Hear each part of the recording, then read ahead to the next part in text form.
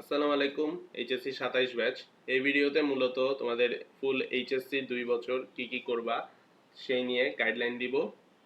তো আমি শাফিন মাহবুব, পড়াশোনা করছি dyes and chemical engineering department বুটেক্সে।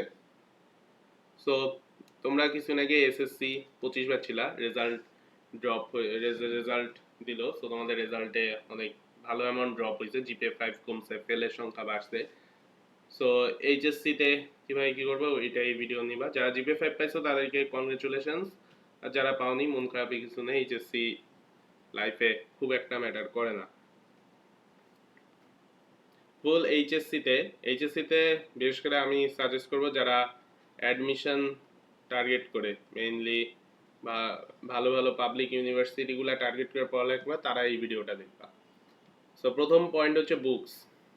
তোমাদের এসএসসি তে এই পর্যন্ত তোমরা একটা একটা সাবজেক্টের পার্টিকুলার একটা বোর্ড বই পড়তা। সো বোর্ড বইটা তোমাদের প্রোভাইড করেছে, বাট এইচএসসি তে তোমাদের একটা সাবজেক্টের তোমার মানে একটা পেপারের 10 থেকে 12টা করে রাইটারের বুকস, প্লাস প্রত্যেকটা 2 পেপার করে, যেমন ফিজিক্সের first paper, second paper, chemistry 2 paper, math biology 2 paper. আর প্রত্যেকটা পেপারে 10 থেকে 12টা করে রাইটারের বুকস থাকে। এখন কোন বই পড়বা কোন বই পড়বা না সেটা নিয়ে আর কি অনেক কাহিনী চলে। এক একজন দেখে 8-10টা রাইটারের বই কিনে মানে বসে থাকে, পরে তো না বসে থাকে।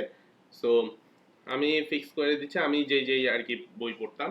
আমি ফিজিক্সের ক্ষেত্রে পড়তাম হচ্ছে ইসাক স্যার আর তপন স্যারের বই, কেমিস্ট্রির ক্ষেত্রে হাজারি নাগ স্যার, আর ম্যাথের ক্ষেত্রে এসইউ আহমেদ স্যার আর কেতাবুদ্দিন স্যার। বায়োলজি আমি যেহেতু ইংলিশ ভার্সনে ছিলাম, সো প্রথম আমাদের বেলায় আজমল স্যার আর হাসান স্যারের ট্রান্সলেটেড বই ছিল না। সো প্রথমে আলিম স্যারের বইটাই পড়তাম। পরে মানে সেকেন্ড ইয়ারে উঠতে উঠতে উদ্ভাস, উন্মেষ ট্রান্সলেটেড বুক নামায় আজমল স্যার, হাসান স্যারের। সো ওগুলি পরে পড়ি। তো আমি সাজেস্ট করবো যারা বাংলা ভার্সন আছো তারা তো আজমল স্যার, হাসান স্যার পাবাই। আর যারা ইংলিশ ভার্সন আছো তোমরা উদ্ভাস উন্মেষের ওই আজমল আর হাসান স্যারের বইয়ের ট্রান্সলেটেড বুকটা আর কি কালেক্ট করো। সো ওইটা দিয়ে হেল্প হবে অনেক। আর সেকেন্ড যে পয়েন্টটা, টিচার্স অ্যান্ড মেন্টরস। এইচএসসি তে অলরেডি তোমাদের এসএসসি পরীক্ষা পর কয়েক মাস হয়ে গেল। সো অনেকে অনেক টিচারের কাছে গেছো। সো তোমরা এমন কিছু ফ্রেন্ডস দেখবা যারা এক সাবজেক্ট 2-3টা টিচারের কাছে পড়ে। সো এরকম আমারও অনেক ফ্রেন্ড ছিল এরকম করতো। সো এই জিনিসটা তোমরা অ্যাভয়েড করবা, কারণ তুমি একটা সাবজেক্টের জন্য একটা টিচারই রাখবা। সো তুমি 1-2 মাস ট্রাই করতে পারো যে কোন টিচারের কাছে তুমি কমফোর্টেবল বা কিরকম, বাট সবসময় এটা করা যাবে না। সো একটা সাবজেক্টের জন্য একটা টিচার ফিক্স রাখবা, আর বাসায় যারা টিচার নিবা ওই অনুযায়ী আগাবা। মানে এরকম করবা না যে এক সাবজেক্টের জন্য 3-4টা টিচারের কাছে পড়তেছো, ওরকম হইলে পুরা মারা। থার্ড যে পয়েন্টটা সেটা হলো টার্গেট। তোমরা প্রথমে বলে নিচ্ছি যাদের অ্যাডমিশনের টার্গেট আছে তারা এই ভিডিওটা দেখবা। সো এই টাইমে তোমাদের বাংলাদেশে যারা থাকবা তাদের জন্য অনেক ভ্যারাইটি অফ অপশনস আছে, যেমন কারো কারো আইবিএ আইবিএ প্রিপারেশন নেয়, দেন ইঞ্জিনিয়ারিং, তারপর মেডিকেল, দেন আরেক দল আছে ভার্সিটি প্রিপারেশন নেয়। সো এগুলি প্রত্যেকটা প্রিপারেশন সেপারেট একদম। আমার কথা যদি বলো, আমি ইঞ্জিনিয়ারিং প্রিপারেশন নিয়েছিলাম আর সাব হিসাবে ভার্সিটি প্রিপারেশন নিয়েছিলাম। সো আইবিএ প্রিপারেশন নেয় ওরা পুরা আলাদা একটা জোন, কারণ ওদের কোশ্চেন প্যাটার্ন সব ডিফারেন্ট হয়। সো ওদেরটা আলাদা। আর যারা ইঞ্জিনিয়ারিং মেডিকেল ভার্সিটি তাদের ওই ফিজিক্স কেমিস্ট্রি ম্যাথ বায়োলজি এগুলির মধ্যেই কোশ্চেন হয়, বাট কোশ্চেনের প্যাটার্ন ডিফারেন্ট থাকে। সো ইঞ্জিনিয়ারিং বলতে বুয়েট, কুয়েট, রুয়েট, চুয়েট, বুটেক্স, এমআইএসটি, আইইউটি এগুলিকে বোঝানো হচ্ছে। আর মেডিকেল বলতে medical, dental, arm force medical এগুলিকে। আর ভার্সিটিতে বলতে জেনারেল ভার্সিটি, যেমন ঢাকা ইউনিভার্সিটি, রাজশাহী ইউনিভার্সিটি এগুলির কথা বোঝানো হচ্ছে। সো তোমার অ্যাটলিস্ট হাফ ইয়ারলির আগে, তোমার কলেজের হাফ ইয়ারলির আগে তোমরা ফিক্স করে ফেলবা যে কোন দিকে যাবা। সো মেজরিটি এই তিনটার একটাতেই যায়। সো কোন দিকে যাবে এটা অ্যাটলিস্ট এর আগে ফিক্স করে ফেলবা, আর সেই অনুযায়ী প্রিপারেশন আগাইতে থাকবা। আর 4 নাম্বার পয়েন্ট সেটা হলো কমপ্লিট পাস। তোমরা অনেকেই দেখবা যে এইচএসসি তে উঠে মানে ঠিক মতন পড়ালেখা করে না, পরে কলেজের হাফ ইয়ারলি কোনো রকম প্রিপারেশন নিয়ে দেয়, ইয়ার ফাইনালেও কোনো রকম শর্টকাটে পড়ে দেয়, দেন টেস্টও এরকমভাবে যায়, পরে এইচএসসিতেও এরকম শর্টে পড়ে যায়, পরে অ্যাডমিশনে যায় তো দেখে কিছু পড়া হয়নি। সো এই ক্ষেত্রে আমি সাজেস্ট করবো যে 1 বছর টার্গেট রাখবা, 1 বছর মানে তোমার টার্গেটই থাকবে 1 বছরের মধ্যে বই শেষ করবো। সো 1 বছরে না শেষ হলে অ্যাটলিস্ট 1 বছর 2 মাস বা 3 মাসে শেষ হবে, এইটা টার্গেট রাখবা। আর তুমি যত তাড়াতাড়ি শেষ করবা তত বেশি তুমি রিভিশন দিতে পারো, যেটা 6 নাম্বার পয়েন্টে আছে। তো তুমি ধরো 1 বছর 2-3 মাসে শেষ করলা, এরপর তুমি 3-4 মাসে আরেকবার রিভিশন দিতে পারো, পরের বার তারপরের বার রিভিশনতে আরো কম টাইম লাগবে। সেরকম করতে করতে তোমার অনেকবারই রিভিশন হয়ে যাবে এইচএসসি পরীক্ষার আগে। তো ফিফথ পয়েন্ট তোমাদের হচ্ছে কলেজ। এখানে মূলত কলেজে সময় দেওয়ার বিষয়টা। তো বাংলাদেশে এক এনডিসি আর হাতে গোনা কয়েকটা কলেজ বাদে কোনো কলেজেই পড়ালেখা কিচ্ছু হয় না। সো তুমি যদি দেখো যে তোমার কলেজে যায় তোমার ইফেক্টিভ হচ্ছে না তোমার কলেজ যাওয়া, সো কেন তুমি কলেজে অ্যাভয়েড করবা না? সো আমার সাজেশন হচ্ছে কলেজে পারলে যাও না, হচ্ছে বাসায় পড়ো। তো কলেজে যাও না আমার সাজেশন। আর যদি মানে এমন হয় যে বাধ্যতামূলক যাওয়া বা মিস করতে পারতেছো না, সেই ক্ষেত্রে আমি বলবো যে কলেজের লাস্ট বেঞ্চে বসে পড়া বা কোনো রকম বাঙ্ক দিয়ে লাইব্রেরি বা অন্য কোথাও যায় পড়া, আমার সাজেশন এটা। দেন 6 নাম্বার পয়েন্ট হচ্ছে রোটেশন রিভিশন। মেনলি এটা রিভিশনের কথা বলা হয়েছে যে তুমি একটা জিনিস যতবার রিভিশন দিবা তুমি পরীক্ষা হলে তত ভালো এটা পারবা, মূলত আয়ত্ত করতে পারবা তোমার হাতের মধ্যে জিনিসটা। মূলত তুমি একটা ম্যাথ ধরো দেখে গেছো, সেক্ষেত্রে তুমি যদি ম্যাথটা প্র্যাকটিস করো প্লাস ওইটা বারবার করতে থাকো, ওই ম্যাথ তোমার পরের বার আর দেখাও লাগবে না। সো ওরকম ওই জিনিসটা। তো এটাও আর কি 4 নাম্বার পয়েন্টের সাথেই সেম মিল খায়, যে তুমি যত তাড়াতাড়ি সিলেবাস শেষ করবা তত বেশি তুমি রিভাইজ করতে পারবা, তত ভালো তোমার প্রিপারেশনটা হবে। 7 নাম্বার হচ্ছে 5 আওয়ার্স রুল, যেটা হলো আনাস ভাইয়ের থেকে নিছি, মানে আনাস ভাইয়ের ভিডিও আমিও দেখতাম। সো 5 আওয়ার্স রুলটা কি, যে তুমি তোমার এইচএসসি লাইফে কিন্তু তোমার ক্লাব করবা, তারপর তুমি এদিকে অলরেডি অনেক বড় একটা সময় কোচিং গুলাই দিতেছো, প্লাস অনেকে বাসায় টিচার রাখবা। সো এত কিছুর পরে সো নিজের পড়ার সময়টা থাকে না। সো অনেকের জন্য আর কি মানে কোচিং ঠিকই আগায় কিন্তু ওর পড়া হয় না।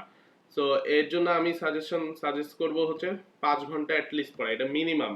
ম্যাক্সিমাম 10 থেকে 12 ঘন্টা, মানে একদিন তুমি সবকিছু বাদ দিয়ে মিনিমাম 5 ঘন্টা তুমি পড়বা। আর এটা মিনিমাম, আর ম্যাক্সিমাম হচ্ছে 10 থেকে 12 ঘন্টা। দেন নো ডোন্ট নেগলেক্ট। তো এই জিনিসটা হচ্ছে অনেকে আর কি পড়া জমায় ফেলে, মানে ধরো কোচিং এ পড়াইছে এই উইকে, তুমি এই উইকে পড়লা না, পরের উইকে পড়বা বলে রেখে দিছো, পরীক্ষার আগে পরে পড়াই হইলো না, কোচিং থেকে আগায় গেছে কিন্তু তোমার পড়া হয়নি।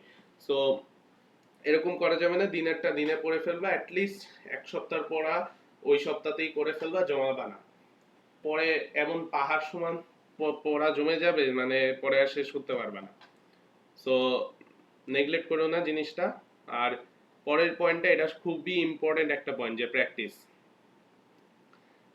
সবাই এইচএসসি লাইফে পড়ে, এই কোচিং এ যায় ওই কোচিং এ যায় বাসায় এসে পড়ে, সবই পড়ে, কিন্তু প্র্যাকটিস কিন্তু করা হয় না। সেই দিন শেষে প্র্যাকটিসটা তোমাকে আগায় নিয়ে যাবে, কারণ এইচএসসি এত বেশি পড়ালেখা আর টাইমটাও অনেক কম। সো প্র্যাকটিস করার টাইম থাকে না। সো যারা টাইম বের করে প্র্যাকটিস করতে পারবে রেগুলার, তারা কিন্তু অনেক আগায় যাবে। মানে তুমি একটা ম্যাথ দেখে গেছো আর আরেকজন একটা ম্যাথ করে গেছে, যে করে গেছে সে অবভিয়াসলি সে বেটার পারফর্ম করবে এক্সামে। সো প্র্যাকটিসটা অনেক ইম্পর্টেন্ট। তারপর হচ্ছে টার্গেট বেস প্ল্যান। তোমরা আজীবনই অলওয়েজ একটা রুটিন বানাও, যে 8টা থেকে 9টা এই পড়বা, 9টা 10 থেকে 10টা 10 এই সাবজেক্ট পড়বা। দেন এরকম করেই বানাও, যে এই রুটিনটা কখনোই মানতে পারো না, 2-3 দিন মাইনে পরে একদিন ব্রেক হয়, বাস ডিপ্রেসড হয়ে যাও। সো আমি যে জিনিসটা সাজেস্ট করবো, এটাও আনাস ভাইয়ের ভিডিও থেকে শিখছি, যে এরা আমি এইচএসসি লাইফ আর অ্যাডমিশন বোথ লাইফেই করছি। টার্গেট বেস প্ল্যান মানে তুমি একদিন যেই যেই কাজ করো সেগুলি 1 2 3 4 করে এরকম করে লিখে রাখবা, যে এই কাজ করবো। সো 1 নাম্বার কাজ হয়ে যাবে, ডান। 2 নাম্বার হয়ে যাবে, ডান। 3 নাম্বার হয়ে যাবে। 4 নাম্বার ধরো ওই দিন করতে পারলে না, এটা নেক্সট দিনের সাথে অ্যাড করে দিবা। সেরকম তুমি ডেইলি টাটা মানে প্ল্যান রেডি করবা। এতে হবে কি, তোমার ব্রেইন একটা সিগন্যাল পাবে যে আজকে এই কাজ করতে হবে। আর এইখানে আর কি তুমি যদি 80 to 90% কাজ করতে পারো, দেন তোমার সাকসেসফুল ডে যাবে। 11 নম্বর হচ্ছে নোট। আমি নোট করাটাকে মানে সাজেস্ট করব, কারণ তোমার এইচএসসি তো অলরেডি বলছি 10 থেকে 12টা রাইটার থেকে একটা ইসে, তারপর তুমি কোচিং করবা, তারপর বিভিন্ন সহায়ক বই পড়বা। সো অনেক ইনফো তোমার গ্যাদার করতে হবে। সো আমি যে জিনিসটা সাজেস্ট করবো যে তুমি একটা টিচার যে ফিক্স করছো, 2 নম্বর পয়েন্টে বলছিলাম। সো ধরো ফিজিক্সের জন্য ফিজিক্সের ভেক্টর, সো ভেক্টর তুমি যার কাছে পড়ছো সে একটা লেকচার নোট অবভিয়াসলি প্রোভাইড করবে, তার ক্লাসে তুমি নোট করছো। সো ওই নোটটা আছে, এবার বাসায় এসে তুমি আবার দুইটা রাইটার ধরো পড়ছো, ইসাক সাত অবলছো, এখানে তুমি এক্সট্রা কিছু ইনফো পাইছো, ওগুলি তুমি ওই নোটের মধ্যেই লিখে রাখবা, সাইডে লিখবা অথবা মাঝখানে পেজ দিয়ে অ্যাটাচ করে দিবা, অথবা স্টিকি নোটস ইউজ করবা। আমি মেনলি স্টিকি নোটস আর ওই আরেকটা পেজ দিয়ে অ্যাটাচ করে দিতাম। সো এরকম করে ওই নোটটাকে রাখবা, তাহলে হবে কি যে পরীক্ষার আগের দিন তোমার সব অলরেডি মানে গুছানো থাকবে, তুমি জাস্ট রিভিশন দিলেই হয়ে যাবে, তোমার আবার খোঁজা লাগবে না যে ওই বইয়ের ওই পেজ এরকম। সো একটা মানে একটা সার্টেন আর কি খাতার মধ্যে তোমার সব ইনফো গুছানো থাকবে। তো এই জিনিসটা আমি সাজেস্ট করব। 12 আর 13 হচ্ছে মোটিভেশনাল মানে কোর্স আর কি মেইনলি, মানে এইচএসসি টাইমটা হচ্ছে লাইফ চেঞ্জিং পিরিয়ড, বিশেষ করে মিডল ক্লাস ফ্যামিলির জন্য। মানে তো তোমার পাবলিক ইউনিভার্সিটিতে আর কি তোমার অনেক কম খরচে মেইনলি ভালো মানের উচ্চশিক্ষা পাওয়া যায়। সো এটার জন্য অবভিয়াসলি যারা মিডল ক্লাস ফ্যামিলির আছো তোমাদের তো অনেক লাইফ চেঞ্জিং একটা পিরিয়ড। আর পাবলিক ইউনিভার্সিটিতে পড়লে ইনকামের অনেক সোর্স থাকে, প্লাস মানে মেইনলি আর কি পড়ালেখার খরচটা থাকে না। সো এটা অবভিয়াসলি একটা লাইফ চেঞ্জিং পিরিয়ড। আর পাবলিকে পড়লে অনেকের ফ্যামিলিকে টেনে নিয়ে যায়, যেমন এই ইউনিভার্সিটিগুলোতে অনেক মানে লোয়ার ক্লাস ফ্যামিলির ছেলেমেয়েরাও পড়ে যারা নিজেদের ফ্যামিলিকে অলরেডি প্রোভাইড করতেছে ইনকাম করে। সো অনেক ভালো একটা অপশন, তার জন্য 2 বছর একটু খাটতে হবে। আর অ্যাডমিশনে কিন্তু 90 to 95% স্টুডেন্ট তারাই চান্স পায় যারা এইচএসসিতে ভালো প্রিপারেশন ছিল, শুরু থেকে একদম সিরিয়াস ছিল, তারাই ম্যাক্সিমাম চান্স পায়। আর এটা হচ্ছে হার্ড ওয়ার্ক। সো এত যেহেতু হার্ড ওয়ার্ক কেন করবা না, আর give it your all. So এই দুই দুই বছর তুমি জাস্ট কষ্ট করো, মানে 1.5 বছর এইচএসসির আর 5 মাস ধরো অ্যাডমিশনের। তো অ্যাডমিশন রেজাল্টের পরে যে 3-4 মাস ব্রেক থাকবে ওটা তোমার বেস্ট টাইম হবে। So give it your all. So next পয়েন্টে আমি যারা রেজাল্ট খারাপ করছে তাদের জন্য কিছু কথা বলতাম। সো প্রথম জিনিস হচ্ছে এসএসসি রেজাল্ট ইঞ্জিনিয়ারিং প্রিপারেশন নিলে কোনো ইফেক্ট ফেলে না, কোনো ইফেক্ট ফেলে না। মেডিকেল আর ভার্সিটিতে ফেলে, কিন্তু অনেক কম, মানে নেগলিজিবল কাইন্ড অফ। যেমন ঢাকা ইউনিভার্সিটিতে 20 মার্ক আর কি জিপিএর যোগ হয়, যেখানে 10 mark SSC 10 mark HS. So যারা ধরো জিপিএ 4 পাইছো তাদের 1 মার্ক আর কি কাটা যাবে, এরকম আর কি বিষয়টা। সো এই জিনিসগুলি আর কি এসএসসির ম্যাটার করে, তাছাড়া তেমন কোনো ম্যাটার করে না। আর এইখানে অত ক্রুশাল কিছু না। আর এসএসসিতে জিপিএ 5 মিস করে অসংখ্য স্টুডেন্ট ইঞ্জিনিয়ারিং মেডিকেল ভার্সিটি এগুলাতে চান্স পায়। সো অত মেজর কিছু না, এইচএসসি হচ্ছে মেইন এখন। একটা কথা হচ্ছে যারা এই ইঞ্জিনিয়ারিং প্রিপারেশন নিবা তাদের জন্য কিন্তু পিসিএমএ মানে ফিজিক্স কেমিস্ট্রি ম্যাথে অনেক ভালো মার্কস লাগবে।